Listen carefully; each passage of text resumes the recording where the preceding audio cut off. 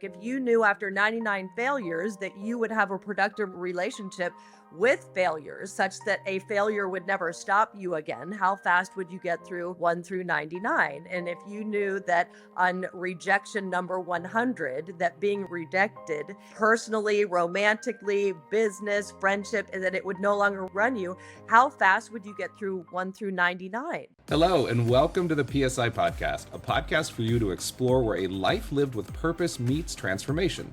Each week, we will bring you powerful insights, inspiring stories, and real-world tools for you to break through your limitations, unlock your potential, and live the life you are meant to.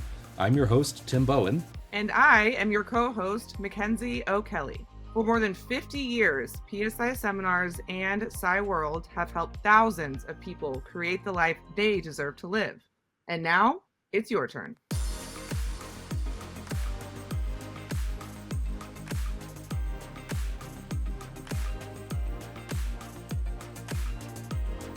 All right. Well, hello and welcome to the PSI Podcast. My name's Tim. I am joined as always with my co-host, Mackenzie. And today we've got a special guest, Renee Cermak. She is an author of a book called How to Be Your Biggest Fan, all about self-esteem. She's an amazing mother, spouse. She has a decades-long relationship with PSI seminars and a leadership role, particularly in the Phoenix, Arizona region.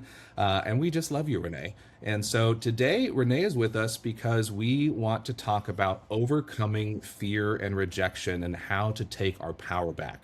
And so, Renee, to get us started, I think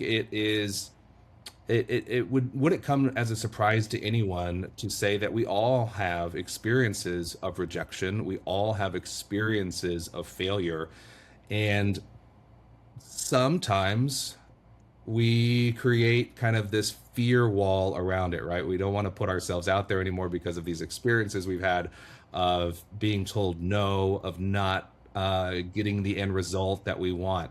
And so, what would you say about that? I would say that we all have a relationship with rejection, with failure, with pressure, even with hearing the response of getting a no. And I would say that it depends on whether we have a productive or unproductive relationship with those things on what happens next. For example, if somebody has an unproductive relationship with the word no, then anytime they hear no, it's going to stop them and they're going to give up whatever they were asking for. If somebody has an unproductive relationship with rejection, then as soon as they get rejected, that's now going to run the show. And they're going to be unable to see how to get that out of the way to get back up. Or why it would be valuable to get back up because they're all in the feelings of being rejected. So, what I wanted to talk about was how to go from having an unproductive relationship with all of those things to having a productive relationship, meaning that those things no longer stop you and that they maybe even empower you. Like when I hear the word no, I think that now I have a new challenge versus, oh, I guess that's not going to happen. When I hear no, it just means I need another way around, or I have to become more enrolling. Like they said no. So I got to up the value of whatever I'm enrolling them into. I love that. And that's something I love about you, Renee, is you are not afraid to ask the hard questions. You're not afraid to ask for what you really want, right? It just feels to me like you're totally clean with somebody saying no. You're like, okay, and next. Yeah, and because I'm desensitized from a no. Like I'm sure at some point a no used to really upset me. I'm sure it used to rub me the wrong way. And then I probably got some really great coaching of get a whole bunch of no's, because one of the things that we spoke about is if you knew that on time number 100 you were going to be a master of hearing the word no, not letting it stop you, actually empowering you to move forward. If you knew all of that was going to happen after time 100, how fast would you get through 1 through 99 in order to get the goods? Because the 1 through 99 is the practice and the desensitization, if that's even a word I might have just made I up. love it. It is now. It's getting through all of that. And what doesn't kill you makes you stronger. So every time you go for it and you get that no, and you got 99 failures and 99 opportunities to dust yourself off and get back up again, and 99 learnings and 99 what would you do differently the next time. And so when you get to number 100, you're like, dang, like I'm like, bring on the next no, I'm ready for it. And the same thing is true with 99 failures. Like if you knew after 99 failures that you would have a productive relationship with failures such that a failure would never stop you again, how fast would you get through 1 through 99? And if you knew that on rejection number 100, that being rejected personally, romantically, business, friendship, in any that it would no longer run you, how fast would you get through 1 through 99? And like you can get through it real fast and then get on with the rest of your life. Or you can spend the next 30, 40, 50 years getting through 1 through 99 and then reaching, I think that's why so many older people are so wise, because they finally got through 1 through 99. It might have taken 30, 40 years, but now they're at the point where I don't care what anybody else thinks. Like I got limited time and I got to do what I got to do. And I'm not going to let failure stop me, and I'm not going to let rejection stop me, and not going to let no stop me. Because I think, but it's up to you how fast you get to the goods. Yeah, it's like how kids and older people, they are like completely honest. They don't care what you think about their opinions, their feelings, their perspectives. They're gonna express it. And I feel like in the mid, like it takes us time to get back there. And so I totally agree. Like if we knew that we could get there now, we don't have to wait to be older and just say our things, then it's kind of Yeah, free. and it is all within our hands. And what if like so if the failure and the rejection, maybe it loses some of its power because you're going head first into it, creating it, embracing it, welcoming it, like pull up a chair rejection, let's have a conversation, pull up a chair failure, because when you can have those conversations, it kind of loses the, like the power of it. And when you're 90 years old looking back, you're going to remember everything that you didn't do because of what other people think. You're not going to remember those people's names. You are going to remember, though, what they stopped you from doing because you let what they think matter. And one of my favorite quotes from Dr. John DeMartini is, I would rather have the whole world against me than me against me. And so when you create a productive relationship with failure and rejection and pressure and the word no, it's like you creating that relationship with you where it's you with you, against all the rejection or against the failure, versus when you don't have that relationship and it's all about what everybody else thinks, then that's when I think failure and rejection can take you down. Well, and I think that I forget sometimes that everyone else is wrapped up in they're worried about what other people think. No one is caring what I'm doing, right? But I'm wrapped up, and I think that they do when everyone else is just walking around worried about how other people think about them sometimes. And it's like, no one actually cares what's happening here. Like, No, why am I I? mean, remember what Bob Proctor used to say: what anybody else thinks about you is none of your None of my business. business. Yeah. None of your Not my business. problem. Mm-mm. Yeah, and you have no business spending time thinking about it because that's robbing you from all the where all that time and energy could go. Yeah, I think I hear Bob say that all the time in my head, and it really supports me with it. Like if I'm having a difficult conversation or when I'm asking something that might be kind of a bit of a reach, that I'm asking something from someone or for them to do something, or if I'm just like out in the world being me, right? I'm like, yeah, what they think of me is none of my business. Like I'm gonna be me. I'm gonna be happy. Well, one of the things I said in the podcast is, in the willingness to look bad is when you look so good. So Yeah. when you're Yes. talking about making that big ask, what's possible is gaining the respect of everyone in the room or whoever you're talking to, because you're going for it, because you're authentic, and because it's big and bold. And so often, I believe the key to success is separating yourself from the masses in going after looking bad over and over again, because in the willingness to look bad, you look so good. You gain the respect of everyone in the room. You have pride. And like people want to be around people like that, like people that are not on the low road, right? The low road is so crowded and 90% of the people are there. And then you get the high road, 10% of the people are there. And so you want to, as much as possible, separate yourself from the masses by not doing what the 90% do. Because if you do what the 90% do, you're going to get what they get. And you don't want what they got. I assure you, it is average and mediocre. And so, every time you think about, oh, I shouldn't ask for that because other people shouldn't, you need to open your mouth and ask for it because nobody else will. And you're going to get the one yes. I work in the production side of PSI seminars, and so many times, and like this works for everything, big things, little ask, big, like whatever. And so many times if I'm working with a venue or hotel or something and I ask something, a request, and they're like, huh, no one's ever asked that before.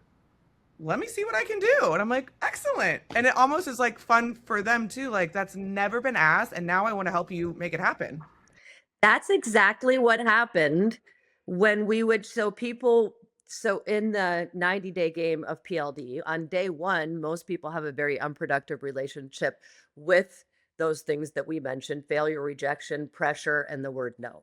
By day 90, they have a productive relationship. It's just one of the things that happens through the 90-day days of the game, of going for it, learning the skills of enrollment, setting big goals, getting yourself out of the way.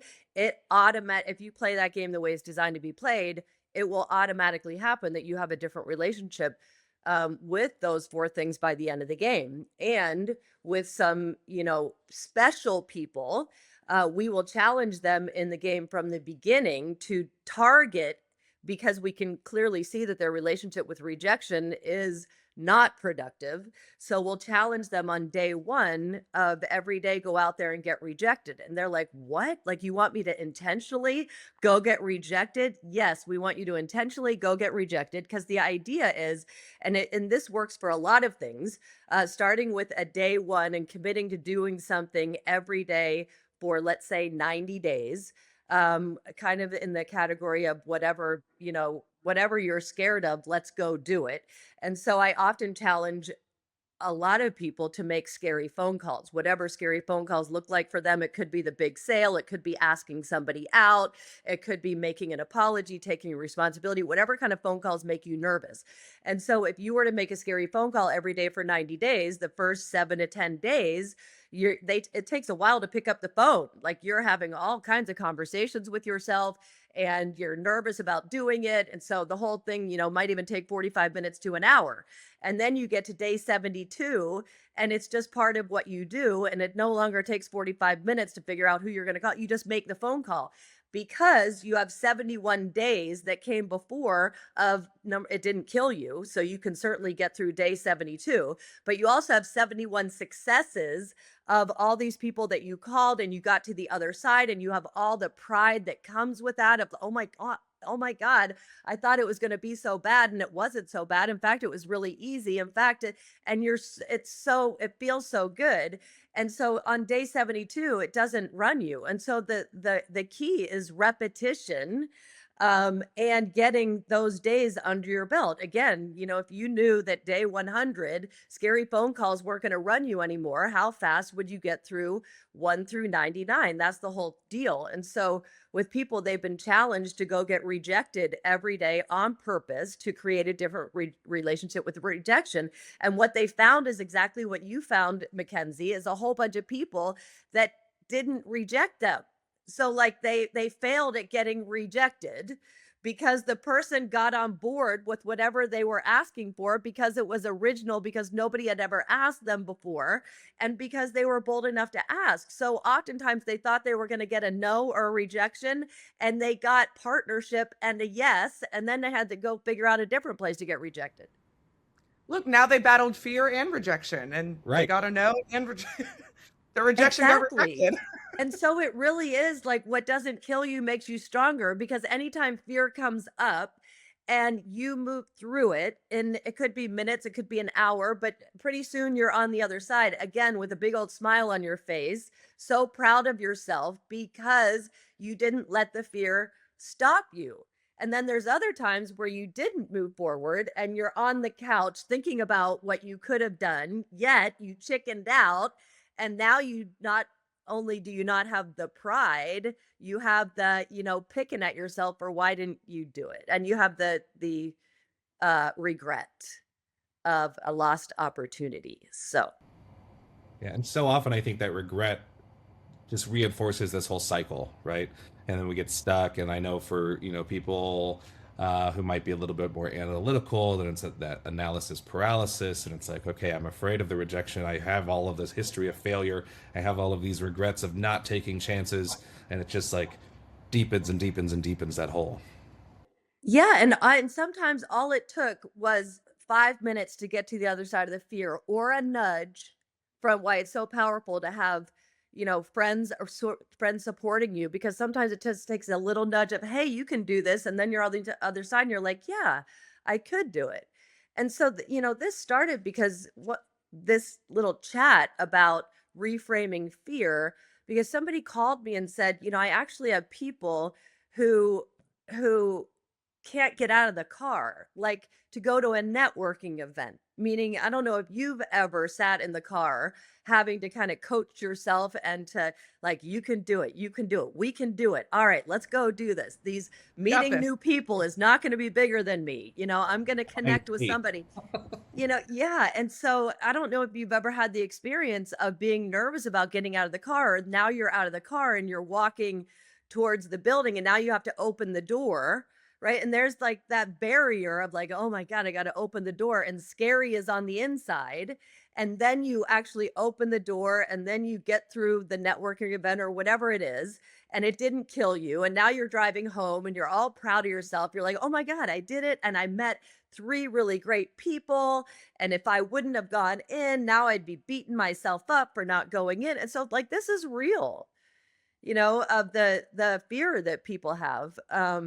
Of a lot of things. Well, and I'm curious because we're talking about reframing rejection and fear, and then you also mentioned that regret. Like, how do we reframe the regret? Because I know I'm one of those people that lays in bed at night and then replays every conversation I had and go, "Oh, I could have said this, I could have done that." Like kind of the analyzing what could have been. And so, like, how do we reframe that, like, kind of guilt if we didn't do it or we thought we could have done it better? That you make an agreement that the next time you're gonna go for it. And not only that, so it's not like when the next time happens to come around, I'm gonna go for it. Maybe that's gonna be 3 weeks, maybe that's it, not that type of thing. It's like starting today, because everything is the way all habits and how you feel about yourself is also a habit. The way they all started is a 1 day, and then a second, and then a third, and then it became a week, and then a month, and then a year, and then another year.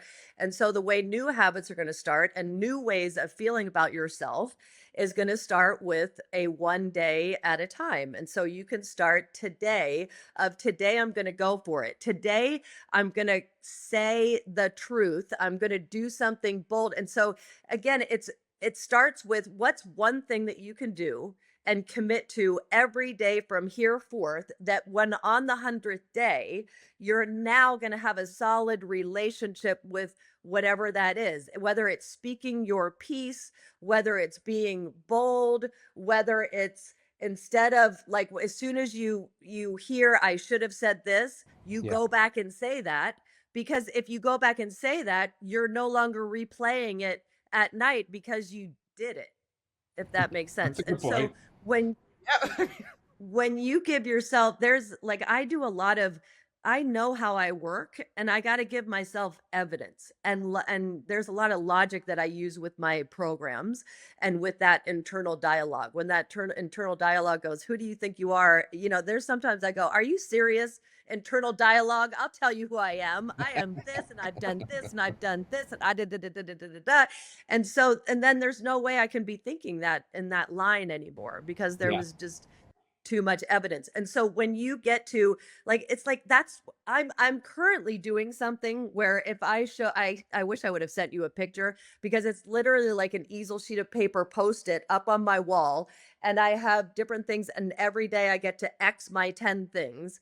And because I have to literally exit, right? I have to do it. And so now I'm on like day 53. And when you see 53 X's like in a row, day after day after day, there's no way day 54 is not happening. Does that make sense? Yeah. There's no way day 54 is not happening because there's no way I'm going to let the day go by and see that blank box where I didn't make my X because I let whatever be bigger. So one of the ways that I work with myself is to get a streak going. Because when I get on a streak, there's no like it's got to be pretty powerful to get me off my streak. But if it's just another day, then any random thing can get you off of your, like you're going to like be on a good diet today, but then you have a stressful phone call and all of a sudden you're eating something you shouldn't eat. But if you have a streak going of that involves that and it's day 54, you're not messing with that. So it's like the key is but you'll mess with a streak if you're on like day 1, 2, or 3, right? So Right. you got to get through that danger zone of like day 1 through 10, because I think as soon as you get through, like you got 10 days under your belt, you got a good solid start on whatever it is. And then that's a game with you. See, that's a game with you in the mirror of like, am I really gonna go have that glass of wine on day 54? And sometimes I got to take myself into the mirror in order to have that conversation, in order to set myself straight, because it's me with me. Nobody else is gonna let me off the hook for that glass of wine. And I'm not gonna let myself off the hook for that glass of wine. So how do you like get, like again, the relationship with you is the most important. And how do you get a streak going with yourself that, because anybody else's opinion does not matter, because at the end of the day, you got to go look at you in the mirror and the agreements that you made, or broke with yourself. Makes perfect sense. I think that's a wonderful place for us to wrap this segment up. If you're listening in, if you're watching us right now, Renee's going to be back. We've got 3 more parts here to overcoming fear and rejection. This is just a little taste. So if you're new to PSI Seminars and you want to learn more, we encourage you to head over to psiseminars.com. You can see all of our upcoming events and courses that we offer and reach out. Thank you for joining us today for the PSI Podcast. If today's conversation sparks something for you, don't let it stop here. Share this episode with someone who's ready for their next breakthrough, and be sure to subscribe so you never miss an opportunity to grow. I'm Tim Bowen. And I'm Mackenzie O'Kelley. Until next time.